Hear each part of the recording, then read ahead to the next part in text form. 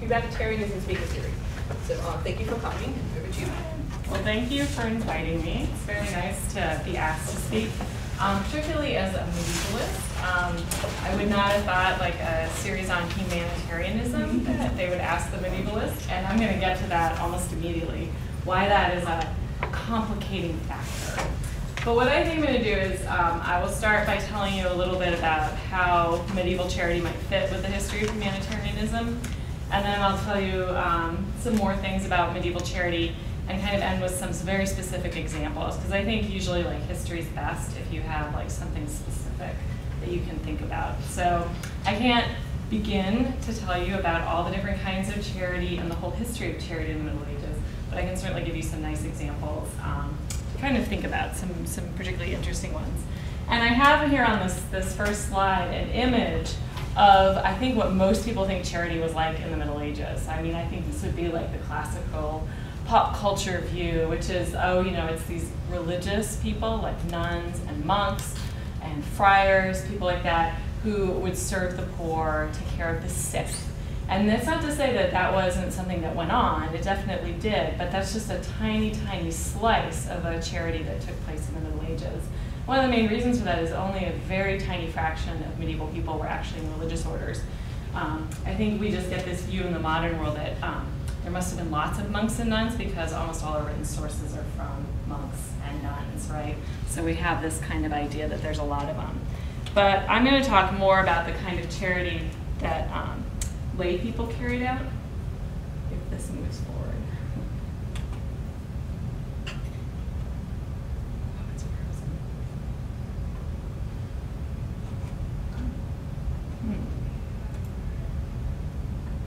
I was thinking. Okay, so I think we just have a slow computer. So I'm going to get to that issue that I brought up right from the start, is does medieval charity belong in a history of humanitarianism? And I have to tell you, many people would say, oh, it does not. So it's important to know humanitarianism is not a medieval idea at all. What we think of as humanitarianism is something that's actually a very recent construct. And it might be useful to know that for medievalists, anything from about the 18th century on we consider to be recent, right? Because in the scale of things, that's actually very, very recent. So it's not a medieval concept. Instead, what medieval people focused on was this Latin word caritas. And we can translate that to charity, and in some cases that's quite appropriate. But if you were to open a Latin dictionary, and I did that today just to see what would happen, a medieval Latin dictionary that specializes just in the use of Latin in the Middle Ages, this word has like a 3-page entry because it's so complex. It has so many different ways that you could translate it into modern languages. And that's not just a problem with English, it's a problem with like modern French, modern German. You have the same issues. So the word can mean charity, but it's also important to know that it's a kind of love, right? And it's not like passionate love or something like that, like I'm so in love with my boyfriend or girlfriend. It's brotherly love. This is the kind of love one should feel towards one's fellow human beings. And this was something that medieval people put great emphasis on, and was one of the reasons that they thought they should be compelled to provide charity. That is, that they should give things away to people who didn't have those things, or to give services to them.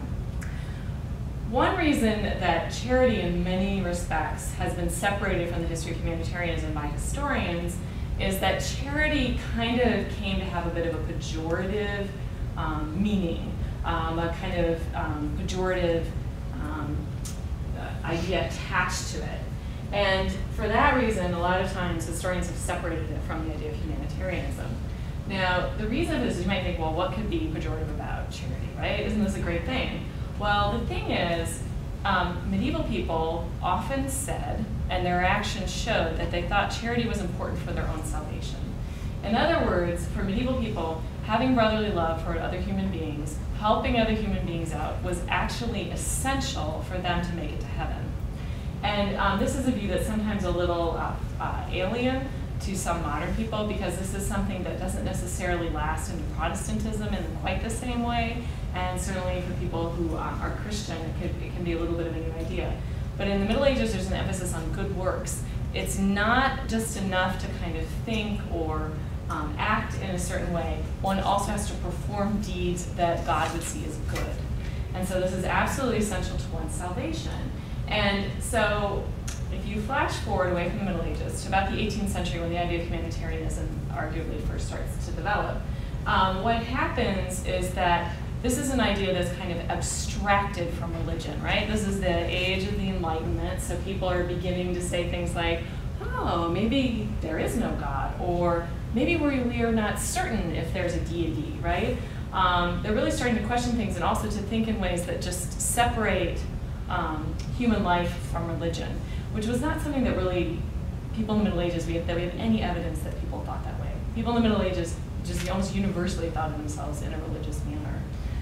So as this happens, people writing in the 18th century start to take negative views of religions, especially very scholarly people, right? Very well-educated people. And they said, well, I don't know, religion's something that sometimes dupes people, it fools them. People can use it to have power. There's a kind of high religion for well-educated people that they really understand, but actually the masses, the popular religion they practice, it's something simplistic and it's not really worthy of that much attention. These kinds of ideas are popping up in the 18th century, and the same kind of side of humanitarianism is developing. And in some respects, you might even almost be able to argue that humanitarianism is developing in opposition to these old ideas of charity, right? That one should do something for others because you see that as a good or something you should help other people for without having any religious or spiritual motivation. In particular, they started to be critical of charity because they said, well, it's just motivated by the fact that people are worried about going to hell, right? And they would criticize it, especially 18th, 19th, into the 20th centuries, by saying, oh, medieval people, they just practice charity because it's for their own, self-interest. They're only looking out for themselves. They're only worried that they're gonna get into heaven, right? They're worried about their salvation. And so this kind of tainted a little bit the idea of especially of medieval charity, but of charity prior to this period. And what this really gets to is this idea that only really recently are people starting to question, and that is this idea, I put in quotations here, rational self-interest. You may have heard this phrase a lot in terms of economics. So an old classic idea in economics is that human beings will act in their own self-interests. And so economists used to try to predict what would happen in the economy based on the fact that they said human beings will do what's in their own interest, and we know that's the case, and so we can kind of predict things. The problem is actually more and more people in all kinds of fields, right? Psychology, sociology, political science, economics, and history too, of course. We all realize that actually lots of times human beings do not act in their own self-interest. They can in fact sometimes act in ways that are destructive to themselves. So you see this in things like voting patterns. Political scientists study this and they say, well, it's very strange. There are people who will vote for a politician who openly says he's going to do something that would hurt their own self-interest.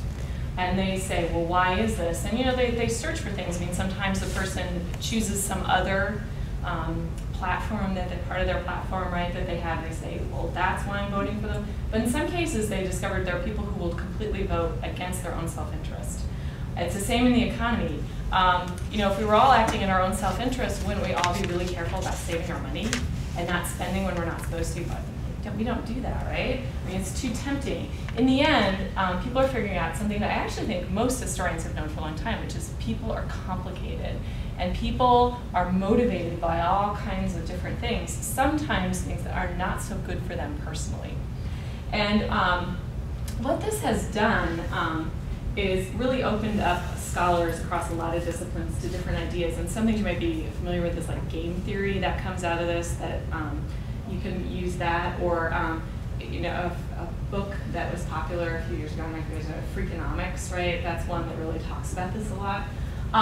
But I think what it's done, especially for historians, is historians are more and more open, I would say in the last 25 to 30 years, to actually sort of accepting that actually medieval people and people in general sometimes really just act on moral sentiment. And what they mean by that, moral sentiment, is that you act based on your internal emotions in a way that you think is moral, right? So it's not like there's one kind of moral sentiment. There's every different kind of moral sentiment. One could argue that each human being has their own sort of moral sentiment, right? The things that maybe they feel in their heart of hearts, it's the moral or the right thing to do.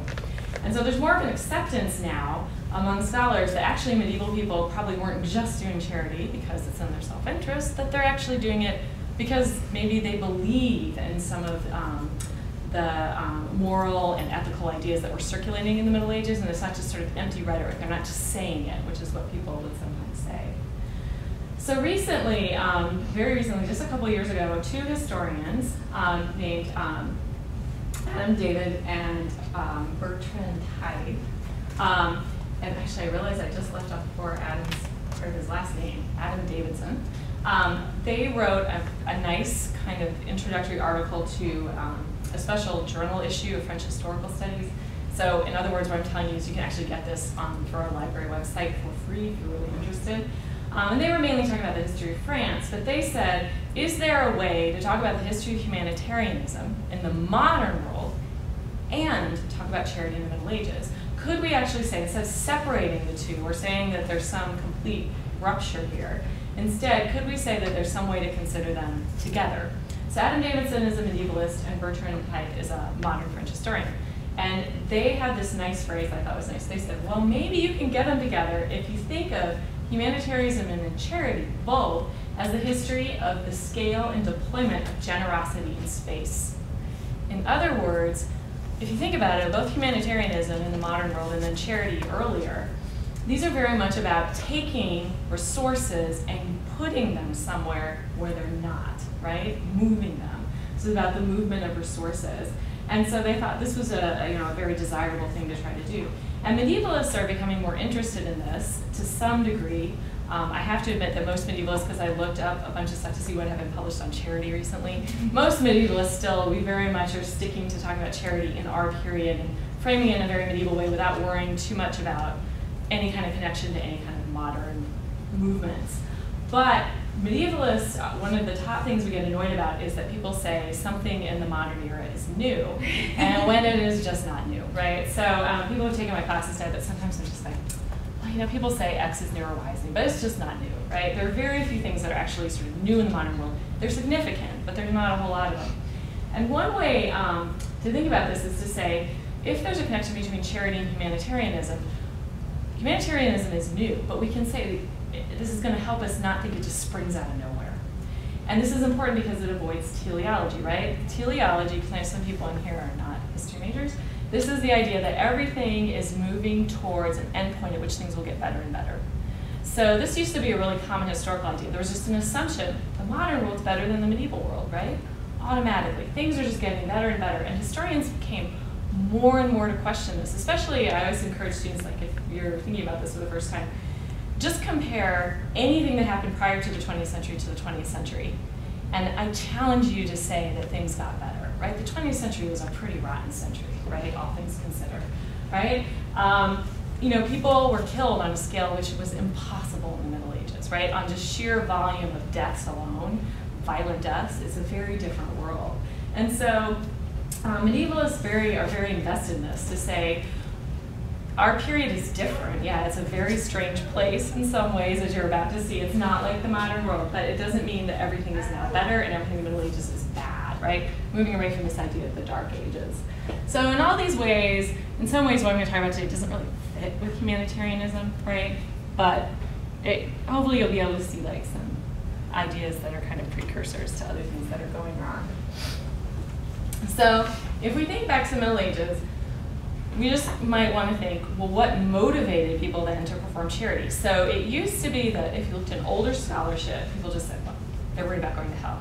But if we're not going to say that anymore, we probably better think, like, what did motivate people to do charitable works? And what we discover is there's no